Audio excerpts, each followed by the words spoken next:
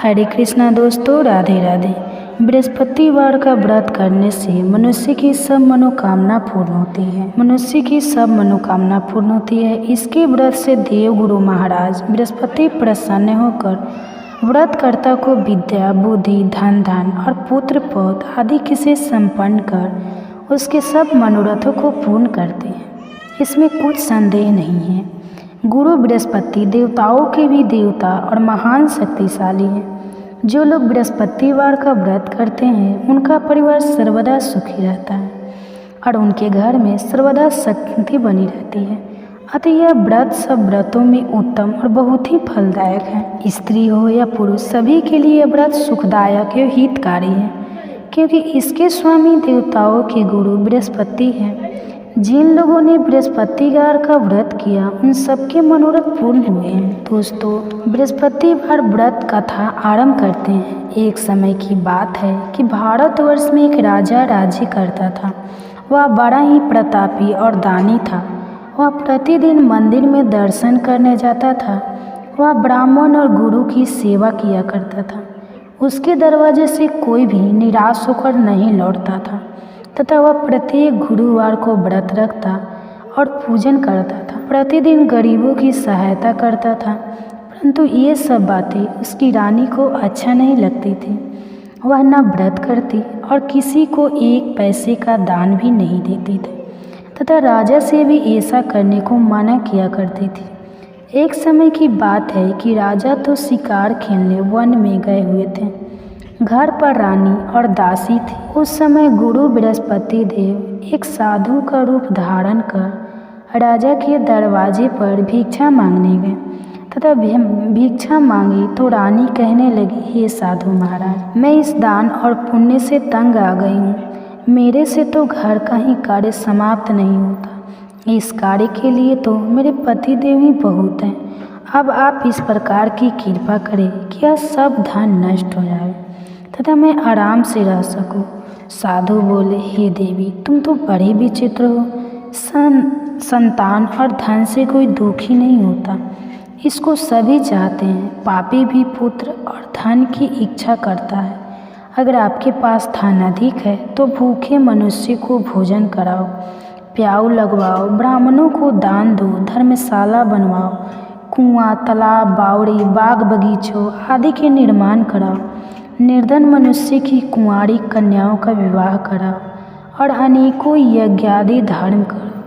इस प्रकार के कर्मों से आपका कुल और आपका नाम इस लोक में सार्थक होगा एवं स्वर्ग की प्राप्ति होगी। रानी साधु महाराज की बातों से खुश न हो।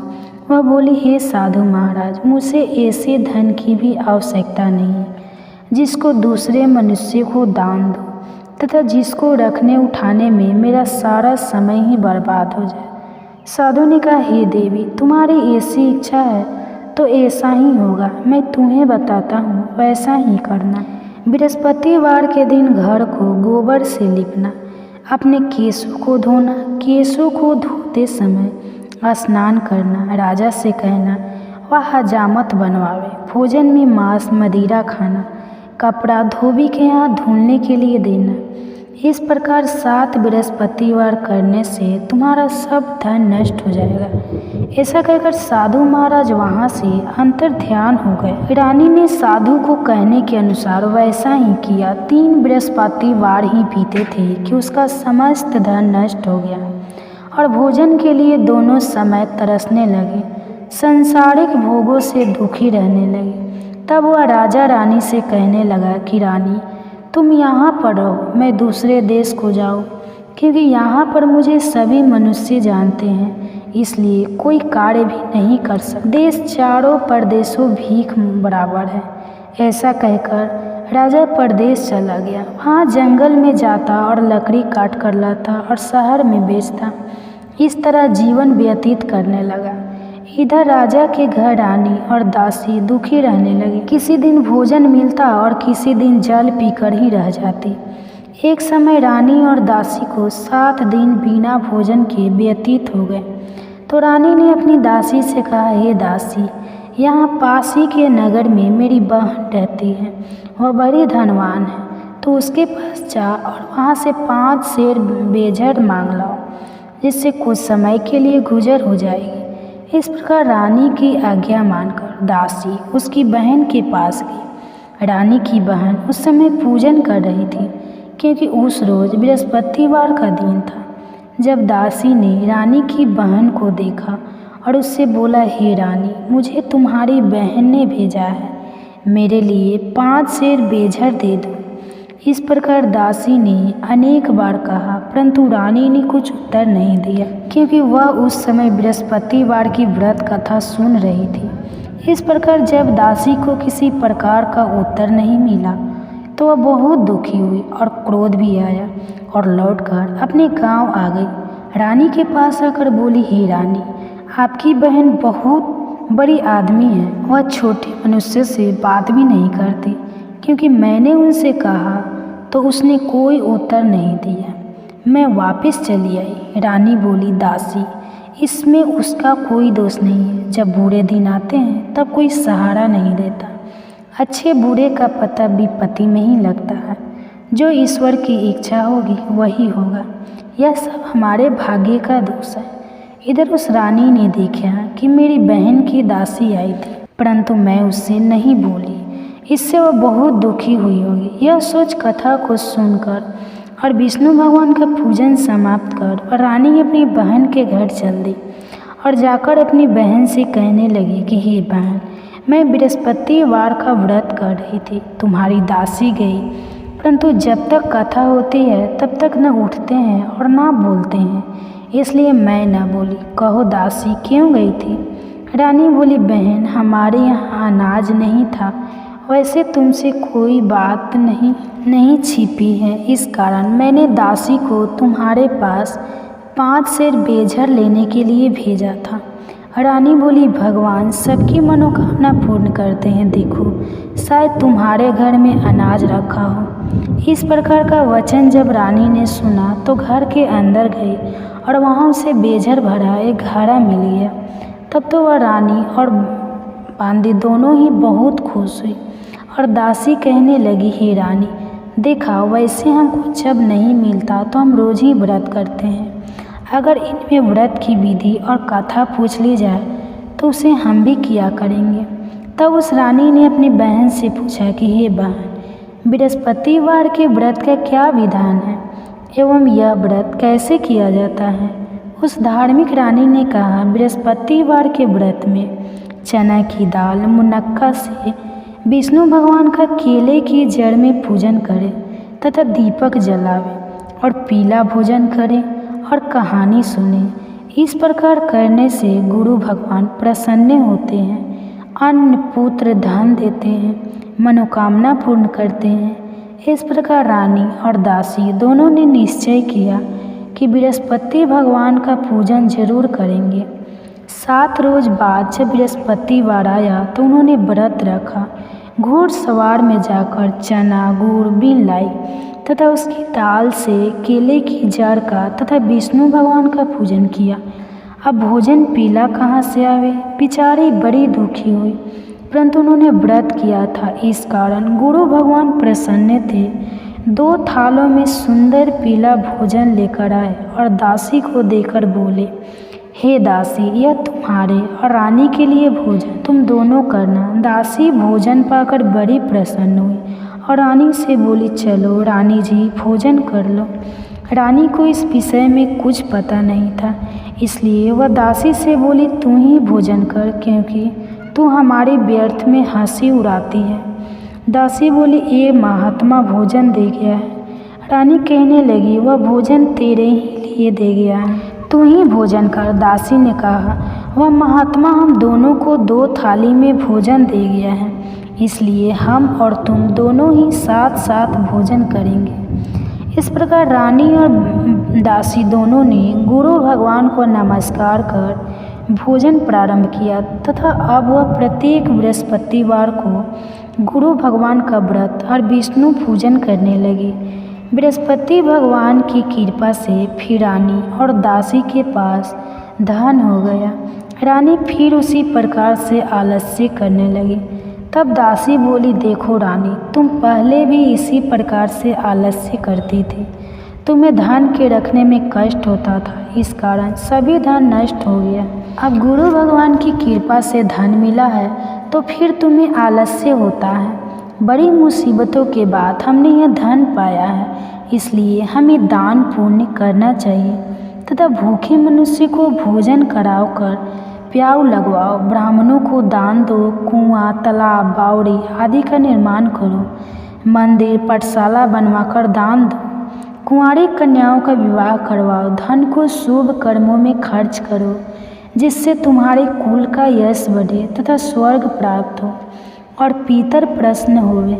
तब रानी ने इसी प्रकार के कर्म करने का प्रारंभ किया तो काफ़ी यश फैलने लगा। एक दिन रानी और दासी विचार करने लगी, न जाने राजा किस प्रकार से होंगे, उनकी कोई खबर नहीं मिली। गुरु भगवान से उन्होंने प्रार्थना की और भगवान ने रात्रि में राजा को स्वप्न में कहा, हे राजा, उठो, तेरी रानी तुझको याद करती है, अपने देश को चला जा।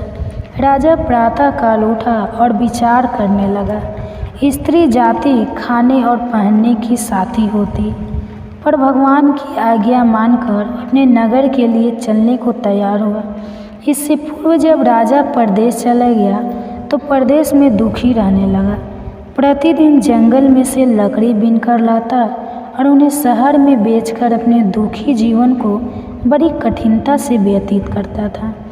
एक दिन राजा दुखी हो अपनी पुरानी बातों को याद करके रोने लगा।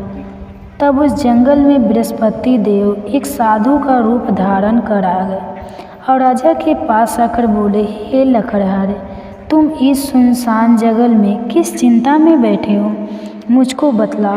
यह सुन राजा के नेत्रों में जल भर आया और साधु की वंदना कर बोला, हे प्रभु, आप सब कुछ जानने वाले हो। इतना कहकर साधु को अपनी संपूर्ण कहानी बतला दी। महात्मा दयालु होते हैं, उससे बोले, हे राजा, तुम्हारी स्त्री ने बृहस्पति देव का अपराध किया था, जिस कारण तुम्हारी यह दशा हुई। अब तुम किसी प्रकार की चिंता मत करो, भगवान तुम्हें पहले से अधिक धनवान करेगा। देखो, तुम्हारी स्त्री ने गुरुवार का व्रत प्रारंभ कर दिया है और तुम मेरा कहा मानकर बृहस्पतिवार का व्रत करके चने की दाल, गुड़, जल को लोटे में डालकर केला का पूजन करो, फिर कथा कहो और सुनो, भगवान तेरी सब मनोकामनाओं को पूर्ण करेगा। साधु महाराज को प्रसन्न देखकर राजा बोले, हे प्रभु, मुझे लकड़ी बेचकर इतना पैसा नहीं मिलता जिससे मैं भोजन करने के उपरांत कुछ पचा सकूं। मैंने रात्रि में अपनी रानी को व्याकुल देखा है, मेरे पास कुछ भी नहीं जिससे उसकी खबर मांग सकूं, और फिर मैं कौन सी कहानी कहूँ, यह मुझको कुछ भी मालूम नहीं। साधु ने कहा, हे राजा, तुम किसी बात की चिंता मत करो। बृहस्पतिवार के दिन तुम रोजाना की तरह लकड़ियाँ लेकर शहर को जाओ। रोज से दुगुना धन प्राप्त होगा, जिससे तुम भली भांति भोजन कर लोगे तथा बृहस्पति देव की पूजा का सामान भी आ जाएगा। बृहस्पतिवार की कथा इस प्रकार है। प्राचीन काल में एक ब्राह्मण था, का व्रत आपको 6 तारीख को रखना है, 6 सितंबर को। तो 6 सितंबर को पड़ रहा है शुक्रवार। अब एक दिन पहले पड़ रहा है गुरुवार, तो गुरुवार के दिन बाल कैसे तो बहुत बड़ी दुविधा। गुरुवार के दिन नहाए खाए कैसे होगा? यदि बाल नहीं धुला जाएगा तो क्या शुक्रवार को बाल धो सकते हैं, या फिर नियम क्या है? तो दोस्तों, हरतालिका तीज ऐसा व्रत है जो सुहाग के लिए हम करते हैं। सुहाग के लिए जो भी व्रत किया जाता है वो अक्सर भगवान भोलेनाथ का व्रत होता है, माता गौरी का व्रत होता है। तो यह व्रत भी भगवान भोलेनाथ और माता गौरी का व्रत है, जो कि हम 6 तारीख को यानी 6 सितंबर को करने वाले हैं। तो इस व्रत में कुछ विशेष चीज़ों की आवश्यकता होती है, जैसे सुहाग की सामग्रियों की और शादी की चुनरी की, अपने सिंदूरे की, और कुंवारी लड़कियां यदि करते हैं तो लाल पीले कपड़े से आप इस व्रत को कर सकते हैं, उठा सकते हैं। इस व्रत को इस बार उठाना है बहुत ही श्रेष्ठ है, क्योंकि हर योग हर संयोग से देखा जाए तो इस बार का व्रत बहुत ही उत्तम है। हरतालिका तीज व्रत में आप 6 तारीख को जब आप यह व्रत करेंगे उससे एक दिन पहले आपको कुछ विशेष बातों का ध्यान रखना है। जैसे कि जो भी धूप में आकर करने वाले काम होते हैं, मेहंदी लगवाने वाले काम होते हैं, वह 1-2 दिन पहले जाकर आप कर लीजिए। क्योंकि आप अगर एक दिन पहले जाते करते हैं और आप सोचते हैं कि अगले दिन आपका व्रत बहुत अच्छा निकलेगा, नहीं निकलेगा। एक्सपीरियंस है, देख लीजिए करके। अगर आप एक दिन पहले बहुत भाग दौड़ वाला काम कर देते हैं, जैसे 5 तारीख को बाज़ार जाना है, सामान लाना है, मेहंदी लगवाना है, यह करना है, वो करना है, फिर अगले दिन आपका व्रत बहुत ही कठिन तपस्या के साथ गुजरेगा। इसलिए व्रत को अच्छा निकालना चाहते हैं तो एक दिन पहले से ही रिलैक्स हो जाए, सारी तैयारियां हो सके। तो अब तो बहुत कम टाइम बचा है, तो आप पहले से करके रख लें। और दूसरी चीज़ ना है कि बहुत ज़्यादा परेशान होने की ज़रूरत नहीं। भगवान भोलेनाथ से प्रार्थना करिए कि ये व्रत हर साल हमारे जीवन में आए और हम इस व्रत को हर साल करें। अब देखिए, जो दुविधा वाली समस्या है ना कि जो गुरुवार पड़ रहा है, तो नहाए खाए हम किस दिन करें, बुधवार को करें या फिर कैसे करें। देखिए दोस्तों, नहाए खाए का मतलब यह होता है कि आप पूरी तरह से शुद्ध हो जाए। नहाए खाए का यही मतलब होता है कि आप पूरी तरह से शुद्ध होकर अब आज से शुद्ध आचरण करके शुद्ध तरीके से रहेंगे। इसी को नहाए खाए बोला जाता है कि जब आप नहा लें, बाल धो करके साफ खाना खाएंगे, अच्छी तरह से साफ शुद्ध आचरण के साथ रहेगी, इसी को नहाए खाए बोला जाता है।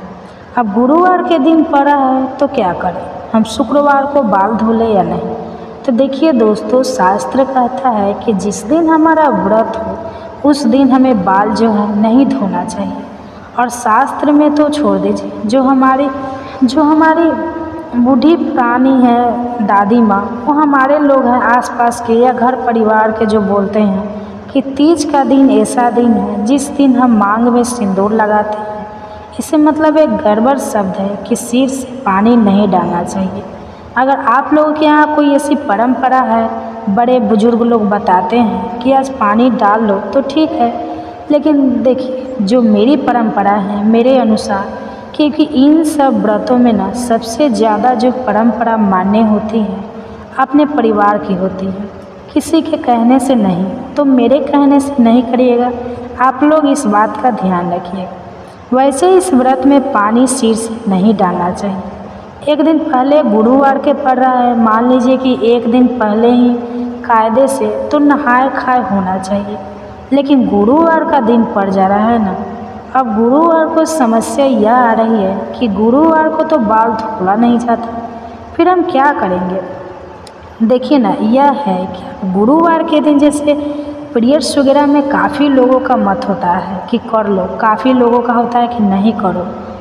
तो जो नहीं करो वाला होता है उसी से मेरा मत है। मेरे परिवार में जैसे कि कोई नहीं धुलता है, और अगर परिवार की भी बात मैं करूँ तो मन नहीं मानता है। मैं अपनी बात बता रही हूँ, मेरा मन किसी स्थिति में नहीं मानता है कि गुरुवार, क्योंकि गुरु ग्रह को जब आप विधिवत समझेंगे ना, उनको गुण तरीके से समझेंगे ना, आपका भी दिल नहीं करेगा कि गुरुवार को बाल धोए। तो मेरा मन भी नहीं करता है गुरुवार को। और एक दिन अगर लहसुन प्याज नहीं खाते हैं हम, तो हमारा कोई बिगड़ नहीं जाएगा। बिना लहसुन प्याज के भी बहुत बेहतर खाना बन सकता है, सिर्फ बनाने की तरीका होना चाहिए और सारी चीज़ें बन सकती हैं। तो आप हो सके तो बुधवार को बाल धो लें, और बुधवार को बाल धोने के बाद आप जो है अपना शुद्ध सात्विक आहार करें। और मैं जो मानती हूँ कि तामसिक चीज़ें जितनी कम से कम ले उतना बेहतर है। तो सारी चीज़ें अगर आपको पकौड़ा पकौड़ी ही खाना है, वो भी बिना लहसुन प्याज के बना सकती हैं। तो हो सकता है, बन सकता है। तो हो सके तो आप लोग एक एक दिन पहले ना करके आप लोग बुधवार को ही बाल वगैरह धो लें। और गुरुवार के दिन, और अगर किसी कारण से आपको दिक्कत है, आप साफ लिए पीरियड से, तब उस स्थिति में आप शुक्रवार जिस दिन व्रत है उस दिन भी पानी डाल करके साफ हो जाती हैं। अब कुछ जो हमारी बहनें बिहारी की है, उनका ये प्रश्न होता है कि हमारा मन नहीं मानता है, जिस दिन व्रत रहता है मन करता है पानी डाल के देखिए। तो जीवित पुत्रिका में डाला जाता है, और अन्य गणेश चौथ है उसमें भी डाल सकती है। लेकिन ये तीज में आप रहने ही दीजिए, क्योंकि तीज में मत डालिए सिर के ऊपर से पानी, क्योंकि अभी आपको सिंदूरे का सिंदूर लगाना है। तमाम तरह के नियम होते हैं। तो अब मैं जानती हूँ इस व्रत इस तरीके से आपको करने से कोई नुकसान नहीं होगा। आप बिल्कुल आराम से अपने सिंदूरे का सिंदूर लगाइए। और गलती से ना अगर कभी ऐसी फील ही हुआ कि आप कोई लहसुन प्याज खा लिए, कोई चीज़ दिक्कत हो गई है, तो गंगा जल छिड़क लीजिए।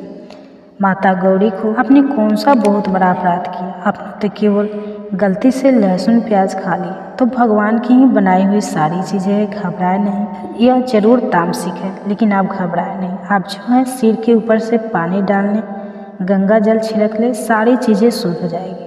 तो नहाए खाए से जुड़ा हुआ यह नियम आपका पूर्ण हुआ। आप बात कर लेते हैं हरितालिका तीज व्रत की पूजा कब होगी। देखिए दोस्तों, हरितालिका तीज की जो विशेष पूजा होती है वह शाम में होती है। शाम को प्रदोष काल में होती है। तो शाम को प्रदोष काल का जो शुभ मुहूर्त है वो 6:41 से जो अच्छा मुहूर्त, बढ़िया मुहूर्त होता है, वो 6:41 से हो रहा है। तो आप इस मुहूर्त में घर में या बाहर पूजा कर सकते हैं। अब कब तक रहेगा यह मुहूर्त? तो पूरी रात आप हरितालिका तीज में जागरण और पूजन कर सकते हैं। 6:41 पर तो कुछ विशेष बातों का आपको ध्यान रख लेना है कि शिव जी की पूजा में आज माता गौरी को सुहाग सामग्री जरूर आप लोग चढ़ाइएगा। सामग्री चढ़ाने के बाद अपनी मांग में सुहाग और माता गौरी की मांग से अपने हाथों से या अपने दुपट्टे साड़ी से आंचल से लेकर के अपनी मांग में जरूर लगाया जाता है। ऐसा करने से अखंड सौभाग्य की प्राप्ति होती है। व्रत के दिन किसी भी तरह से किसी की चुगली निंदा, क्योंकि देखिए हम सब कुछ करके और 2-4 ऐसी गलतियां कर देते हैं जिससे कि हमारे सारे व्रत सारे पुण्य खंडित हो जाते हैं। जैसे कि फ़ोन पर बात करना, किसी को अपशब्द बोलना, यह सब नहीं करेगा आप लोग, क्योंकि हम किसी को कहने वाले, अपराध करने वाले को क्षमा करने वाले, तो क्षमा तो हम कर सकते हैं, क्योंकि अच्छी चीज़ों को करने से बहुत बेहतर रहता है। लेकिन हम किसी को सज़ा देने वाले कभी नहीं बन सकते। तो किसी की शिकायत करना, निंदा करना रोज़ के जीवन में तो ये 100% नहीं गलत हो सकता है। लेकिन हाँ, आप व्रत के दिन तो इन चीज़ों से दूर रहिए। तभी, क्योंकि इतना कठिन व्रत है, ये इतना कठिन है कि जो करता है केवल वही जानता है, और किसी को क्या बताओ। जो महिलाएं करती हैं ना वो जानती है, चिल्लाने लगती है 15 दिन पहले से ही, हरितालिका तीज। तो क्यों चिल्लाती है? वो जानती है क्योंकि उनके लिए बहुत भार होता है। हम लोगों के लिए बहुत भार होता है। हम लोग जानते हैं कि किसी की तरह ये व्रत निकले, तो इसलिए आप लोगों को भी बताते रहते हैं। साथ साथ हम लोग भी कुछ चीज़ों से अलर्ट होते रहते हैं। तो यही ज़रूरी बातें थी जो आप लोगों को बताना था। हरितालिका तीज के दिन पूजा कितनी बार आपको करना चाहिए? देखिए दोस्तों, फायदे के अनुसार 2 बार करना चाहिए। एक सुबह में जो सामान्य घरेलू की पूजा होती है, और दूसरा शाम को विधिवत पूजा करें। आप घर में पार्थिव शिवलिंग बनाकर पूजन कर सकते हैं, फिर सामान्य वाला शिवलिंग आप बना जो घर में है उससे पूजा कर सकते हैं, या फिर मंदिर जाकर के भी गौरी माता की पूजा, शिव जी की पूजा कर ले सकते हैं। नियम तो यही कहता है कि आप विधिवत मंडप बनाएं, फुलेरा लगाए और उस तरीके से करके तीज की पूजा करें। हो सकता है शरीर में ताकत रहे तो आप लोग कर लीजिएगा, नहीं ताकत रहती है तो बस सामान्य करिए कि सुबह घर में पूजा कर लीजिए, शाम में जो फल मिठाइयाँ जो चीज़ें हैं वो घर में चढ़ा लीजिए, और शाम को ले जाके शिवलिंग की पूजा कर लीजिए और गौरी जी की पूजा कर लीजिए, हाथ जोड़ लीजिए। प्रभु इतनी ही शक्ति थी, बिना पानी के हम और नहीं कर सकते, इतना बोलकर पूजा कर लीजिए। चलिए अब मैं मिलती हूँ अन्य वीडियो में। धन्यवाद। बताऊँगा, कृपया आप इस कथा को ध्यानपूर्वक सुनना, और जो भी मनुष्य इस कथा को पूरा सुनेगा तो वह कभी भी इस अवसर को अपने हाथ से जाने नहीं देगा। ब्रह्मा मुहूर्त का रहस्य जानकर पूरा जीवन बदल जाएगा। भगवान शिव कथा को सुनाना प्रारंभ करते हैं और माता पार्वती से कहते हैं, बहुत समय पहले की बात है, काशी में दानो नाम का एक लड़का रहता था। वह लड़का बहुत ही अच्छा था, लेकिन उसकी एक गलत आदत थी, वह देर तक सोता रहता था। सुबह उसे जगाने के लिए घर वाले कई प्रयास करते थे, परंतु वह रोजाना सुबह देर तक उठता था। वह लड़का कभी भी 9 बजे से पहले नहीं उठता था। जब वह बालक था तब परिवार वालों ने सोचा कि जब यह बड़ा हो जाएगा तो इसकी आदत में सुधार हो जाएगा। परंतु वह लड़का जैसे जैसे बड़ा होता गया उसकी यह आदत और भी ज़्यादा गहरी होती चली गई। दुनिया इधर से उधर हो सकती थी, लेकिन वह लड़का कभी भी जल्दी नहीं उठ पाता था। उसके पिता इसकी इस आदत से बहुत ज़्यादा परेशान रहने लगा था। उस लड़के को ढेरों नकारात्मक शक्तियों ने घेर लिया था। वह सभी को पलटकर जवाब देता था और दिन भर उदास रहता था, जबकि असर उसके स्वास्थ्य पर भी पड़ रहा था। जब उस लड़के को यह पता लगा कि उसके सारे मित्र सफलता को प्राप्त कर चुके हैं, तब वह और भी ज़्यादा चिंतित हो गया और ईश्वर को कोसने लगा। वह बार बार यही कहता था कि मेरी किस्मत ही खराब है। परंतु उसके पिता अच्छी तरह से जानते थे कि उस लड़के के असफल होने के पीछे क्या कारण है। भगवान शिव ने कहा, हे देवी, फिर एक दिन की बात है, उसके पिता को किसी सन्यासी के बारे में पता चला तो तुरंत वह अपने बेटे की समस्या को लेकर उस सन्यासी के पास जा पहुंचा और सन्यासी को बड़े ही विस्तार से अपने बेटे की आदतों के बारे में बताया। फिर सन्यासी ने कहा कि कल आप अपने बेटे को इस आश्रम में आने को कहना। फिर उस लड़के का पिता अपने घर की ओर चल गया। उसे पता था कि अगर वह सीधे तरीके से अपने बेटे को सन्यासी से मिलने के लिए कहेगा तो वह कभी तैयार नहीं होगा। उसने अपने बेटे को अपने पास बुलाया और कहा, तुम्हारे सारे मित्र जीवन में सफलता प्राप्त कर चुके हैं, क्या तुम सफल नहीं होना चाहते हो? लड़के ने उत्तर दिया कि जरूर पिताजी, परंतु जब भी मैं अपने मित्रों से उनकी सफलता का रहस्य पूछता हूँ तो वे मुझे कुछ नहीं बताते हैं। भगवान शिव ने कहा, हे देवी। फिर उसके पिता ने कहा कि मुझे यह रहस्य पता चल गया है कि वह सभी क्यों सफल होते जा रहे हैं। उस लड़के ने बड़ी उत्सुकता से पूछा, क्या पता चल गया है पिताजी? कृपा करके आप मुझे बताइए। उसके पिता ने कहा कि कल सुबह तुम्हें एक सन्यासी के आश्रम में जाकर उनसे मिलना है। यदि तुम वहाँ पर समय से पहुँच गए तो वह सन्यासी तुम्हें ऐसा मंत्र बताएंगे जिससे तुम सफल हो जाओगे। परंतु एक समस्या है। लड़के ने पूछा, क्या समस्या है पिता? तो पिता ने कहा कि जब तक तुम सोकर उठोगे तब तक सन्यासी से मिलने का समय समाप्त हो जाता है। भगवान शिव ने कहा, हे देवी। फिर उस लड़के ने कहा कि पिताजी, मैं कल पूरी रात जागता रहूँगा और सुबह सन्यासी से मिलकर आऊँगा।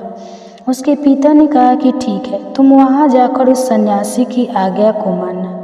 पिता की बात सुनकर वह लड़का बहुत अधिक खुश हुआ। जीवन में पहली बार रात्रि में वह जागता रहा, परंतु थोड़े ही समय में उसे नींद आ गई और वह सो गया। फिर अगली सुबह जब वह उठा तो उसे पता चला कि सन्यासी से मिलने का समय समाप्त हो चुका था। उसके पिता ने लड़के की तरफ देखा और कहा कि तुम जीवन में कभी सफल नहीं हो पाओगे, जाओ और जाकर सो जाओ। पिता की यह बात सुनकर उस लड़के को बहुत दुख हुआ। उसने मन में ही मन स्वयं को चुनौती दी कि कल सुबह वह सन्यासी से मिलने अवश्य जाएगा। उसने अपने पैर में एक छोटा सा घाव बना लिया, जिसके दर्द के कारण उसे रात भर नींद नहीं है। भगवान शिव ने कहा, हे देवी, यह ऐसा समय पहला अवसर था जब उसने अपने जीवन में पहली बार सूर्योदय देखा था। वह तुरंत ही तैयार होकर सन्यासी से मिलने के लिए चला गया। आज उसका अनुभव कुछ अलग ही था। वह बेहद शांत महसूस कर रहा था। चलते चलते वह लड़का जैसे ही सन्यासी के आश्रम में पहुंचा तो वहाँ पर उसने देखा कि सन्यासी और उसके सभी शिष्य ध्यान लगाकर बैठे हुए थे। भगवान शिव ने कहा, हे देवी। फिर जब ध्यान का समय समाप्त हुआ तब लड़का उस सन्यासी के पास पहुंचा और उन्हें प्रणाम करते हुए बोला कि आपके पास कोई ऐसा मंत्र है जिससे मैं सफल हो सकता हूँ? कृपा करके मुझे वह मंत्र बताइए। मैं भी अपने दोस्तों के समान सफल होना चाहता हूँ और अच्छा जीवन जीना चाहता हूँ। भगवान शिव ने कहा, हे देवी। फिर सन्यासी मुस्कुराए और बोला, अच्छा, तो तुम वही बालक हो। तुम्हारे पिताजी मुझसे मिलने आए थे और उन्होंने तुम्हारे विषय में मुझे सब कुछ बता दिया। मैं तुम्हें वह मंत्र अवश्य बता दूंगा। परंतु अब लड़के ने जैसे ही परंतु शब्द सुना तो लड़का घबरा गया। उसने पूछा, परंतु क्या गुरुदेव? तब सन्यासी बोला, मैं तुम्हें वह मंत्र बताऊंगा, परंतु अगले 21 दिनों तक तुम्हें मेरी आज्ञा माननी होगी। मैं तुम्हें वह मंत्र 21 दिनों के बाद बताऊंगा। तब तक मैं तुमसे जो भी कार्य कहूँगा तुम्हें वह करना होगा। यदि तुम असफल हुए या कार्य के बीच से तुम्हारा संकल्प टूट गया तो उस मंत्र का असर नहीं होगा। दृढ़ निश्चय के साथ उस लड़के ने कहा कि मुझे आपकी सारी आज्ञा स्वीकार है। मैं अगले 21 दिनों के लिए आपका दास हूँ। आप जो भी कहेंगे मैं वही कार्य करूँगा। मुझे केवल और केवल उस मंत्र के बारे में जानना है। भगवान शिव ने कहा, हे देवी। फिर सन्यासी ने उस लड़के से कहा कि ठीक है, कल से तुम्हारा कार्य शुरू होगा। तुम इसी आश्रम में निवास करोगे।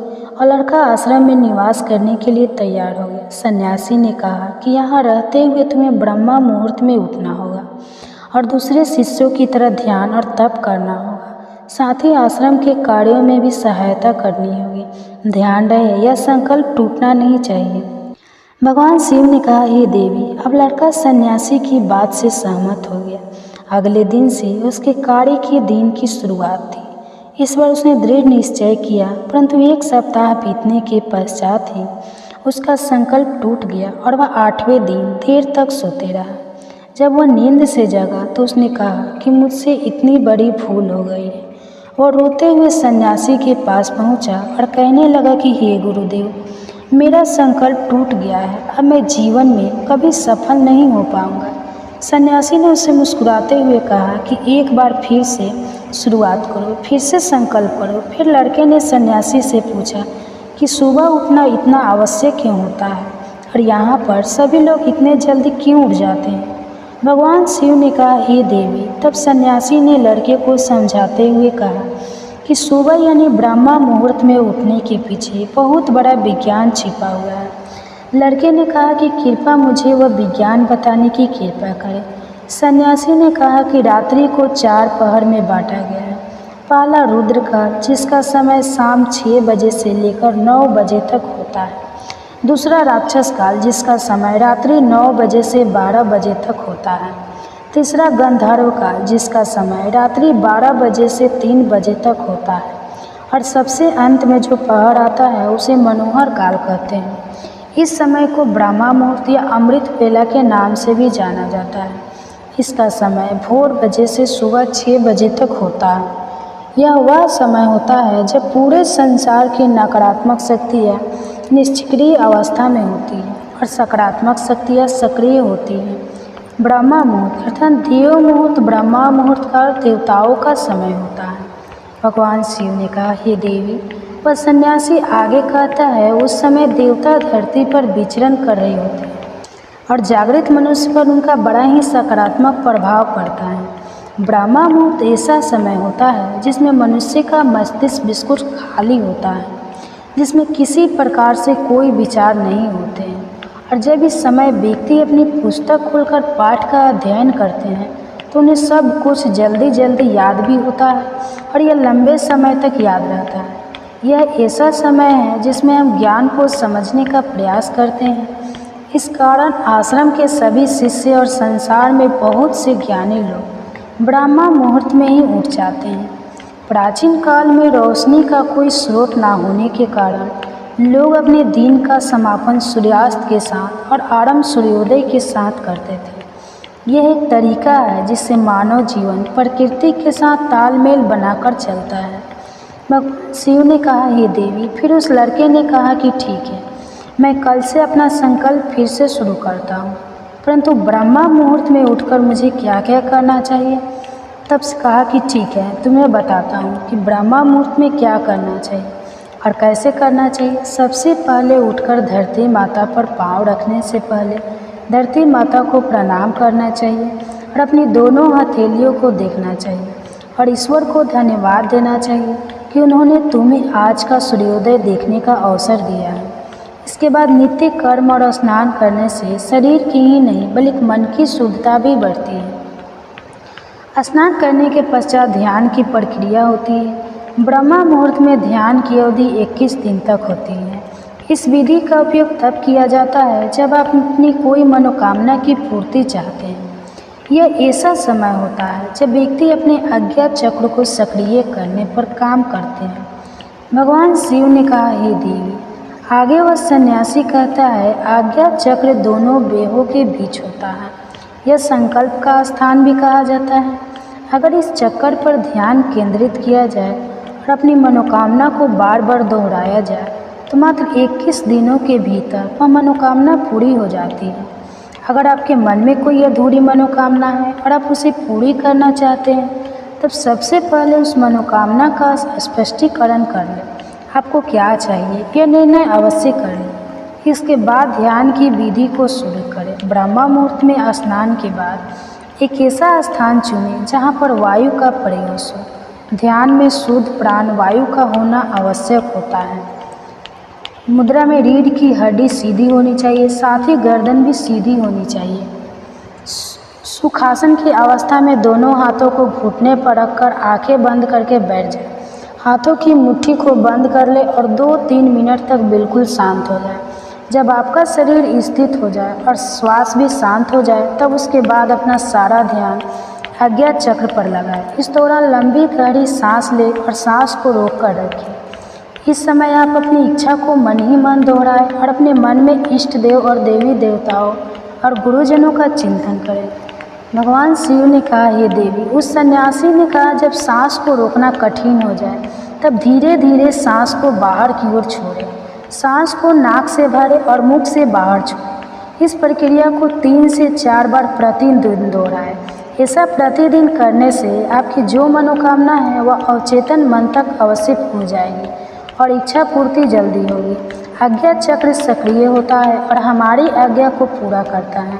सांस को रोक कर रखने के दौरान शरीर में आपातकाल की स्थिति हो जाती है, जिससे कि आप बेकार की बातें सोचने और विचार करने से बचते हैं।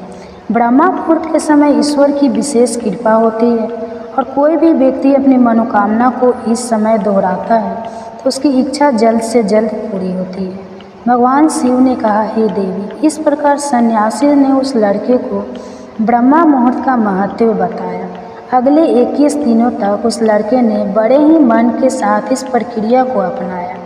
अब वह बहुत ही ज़्यादा अनुशासित और शांत स्वभाव का बन चुका था। उस लड़के ने जैसे ही अपना संकल्प पूरा कर लिया, उसके बाद वह लड़का बड़े ही प्रसन्न भाव से सन्यासी के पास पहुंचा और कहने लगा, हे गुरुदेव, मैंने 21 दिनों का संकल्प का पूरा कर लिया है। अब कृपा मुझे सफल होने का मंत्र बताइए। तब उस सन्यासी ने मुस्कुराते हुए कहा कि पिछले 21 दिनों से जो अभ्यास तुम करते हुए आ रहे हो वही तुम्हारा सफलता का मंत्र है। जो व्यक्ति ब्रह्म मुहूर्त में उठकर ध्यान प्रक्रिया को सही से करते हैं वह जीवन में कभी असफल नहीं हो सकते। तुम्हें ब्रह्म मुहूर्त का रहस्य पता चल चुका है। अब तुम उसे जीवन पर्याप्त करो, तुम्हें जीवन के लक्ष्य और सफलता दोनों प्राप्त होंगे। उस लड़के ने सन्यासी को धन्यवाद दिया और ब्रह्म मुहूर्त के नियमों का पालन जीवन पर्यटन तक करने का वादा भी किया। भगवान शिव ने कहा, हे देवी, अब तो आपको पता चल गया होगा कि ब्रह्म मुहूर्त क्या होता है। तब माता पार्वती ने कहा, हे स्वामी, अब मुझे ब्रह्म मुहूर्त का संपूर्ण ज्ञान हो गया है। इतना कहकर माता पार्वती ने भगवान शिव को प्रणाम किया। वीडियो अगर पसंद आया हो तो वीडियो को लाइक और हमारे चैनल को सब्सक्राइब करें और ज़्यादा से ज़्यादा अपने दोस्तों के साथ शेयर करें, क्योंकि वो भी इस वीडियो का लाभ ले सके। धन्यवाद। ध्यान में हम भगवान की बात सुनते हैं। हरे कृष्णा। इसी सुविचार के साथ आप सभी का दिन शुभ और मंगलमय। कान्हा जी की कृपा आप और आपके परिवारजनों पर सदा बनी रहे। आज सुनिए आगे की कथा। और इससे पहले की कथा सुनने के लिए और कमेंट्स करने के लिए आप सभी का बहुत बहुत धन्यवाद। आप कथा सुनने के बाद वीडियो को लाइक और कमेंट जय श्री कृष्णा जरूर लिखें, क्योंकि वीडियो को लाइक करने से पता चलता है कि आपको कथा बहुत अच्छी लगी है। और जब आप कमेंट्स करते हैं तो बदले में मैं भी आपको उत्तर दे पाती हूँ, जो कि मुझे बहुत अच्छा लगता है। आप सुनिए आज की कथा। जिस वन में कंडू मुनि रहा करते थे, जिस वन में उनका आश्रम था, वहाँ पर समय ना होने पर भी समस्त वन में मधु ऋतु की मनोहर शोभा छा गई। कोयल की काकली से मधुरी की वर्षा होने लगी। मलय वायु मनोहर सुगंध लिए मंद मंद गति से बहने लगे और छोटे बड़े सभी वृक्षों के पवित्र पुष्प भी धीरे धीरे धरती पर गिरने लगे। काम ने अपने फूलों का वाण संभाला और मुनि के पास जाकर उनके मन को विचलित कर दिया। संगीत की मधुर ध्वनि सुनकर मुनि के मन में बड़ा आश्चर्य हुआ। वे कामवान से अत्यंत पीड़ित होकर जहाँ वह सुंदरी अप्सरा गीत गा रही थी वहाँ चले गए। मुनि ने अप्सरा को देखा और अप्सरा ने भी मुनि की तरफ देखा। उनके नेत्र आश्चर्य से खुल गए। मुनि के मन में व्याकुलता छा गई, उनके शरीर में रोमांच आया।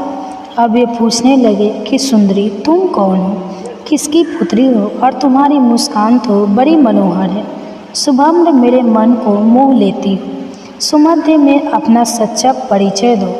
तो प्रेमलोचा बोली, मुने मैं आपकी सेविका हूँ और फूल लेने के लिए आई हूँ, शीघ्र आज्ञा दीजिए मैं आपकी क्या सेवा करूँ। अप्सरा की यह बात सुनकर मुनि का धैर्य टूट गया। उन्होंने मोहित होकर उसका हाथ पकड़ लिया और उसे साथ लेकर अपने आश्रम में प्रवेश किया। यह देखकर कामदेव वायु और वसंत कृत होकर जैसे आए थे उसी प्रकार स्वर्ग को वापस लौट गए।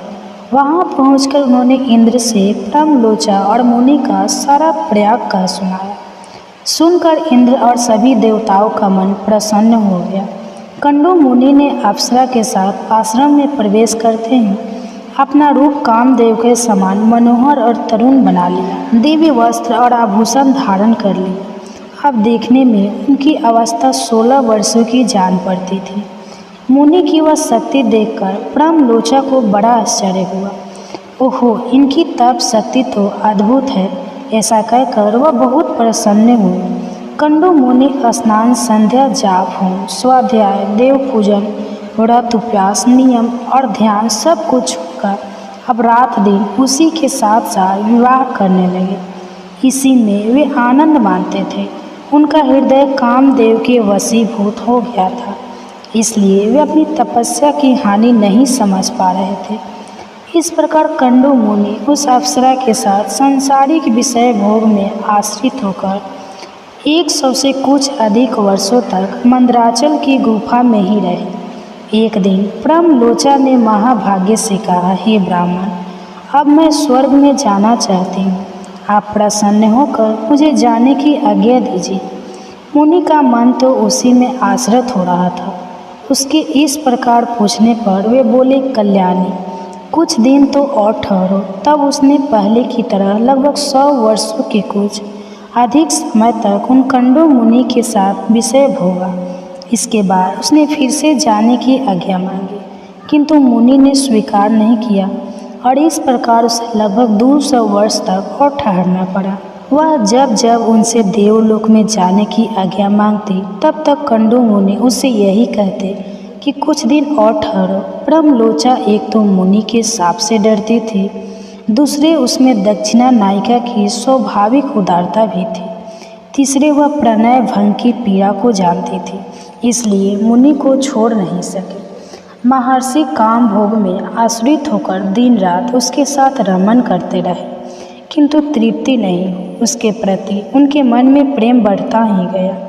एक दिन कंडो मुनि बड़ी उतावली के साथ आश्रम से बाहर जाने लगे। अप्सरा ने पूछा, कहाँ चल दिए? मुनि ने कहा, सुबह दिन बीत चला है, संध्या उपासना कर लो, नहीं तो कर्म का लोभ हो जाएगा। प्रेमलोचा को बड़ी खुशी हुई। उसने हंसकर पूछा, सब धर्मों के ज्ञाता महात्मा जी, क्या आज ही आपका दिन बीता है? आपकी यह बात सुनकर भला किसको आश्चर्य नहीं होगा। प्रेमलोचा की बात सुनकर मुनि कहने लगे, कल्याणी, अभी सुबह ही है, तुम इस नदी के सुंदर तट पर आई हो। उसी समय मैंने तुम्हें देखा, परिचय हुआ और तुम मेरे आश्रम में आ गई। अब वह दिन बीता है और यह संध्या का समय उपस्थित हुआ है, फिर यह परिहास तुम किस लिए कर रही हो? सच बात बताओ। प्रेमलोचा बोली, ब्राह्मण, यह ठीक है कि मैं प्रातः काल में ही आई थी, इसमें तनिक भी झूठ नहीं है, लेकिन आज तब से सैकड़ों वर्ष बीत चुके हैं। प्रेमलोचा की यह बात सुनते ही मुनि को बड़ा भय हुआ। उन्होंने विशाल नेत्रों वाली उस अप्सरा से पूछा कि भीरू, सच सच बताओ तो सही, तुम्हारे साथ लगातार रमन करते हुए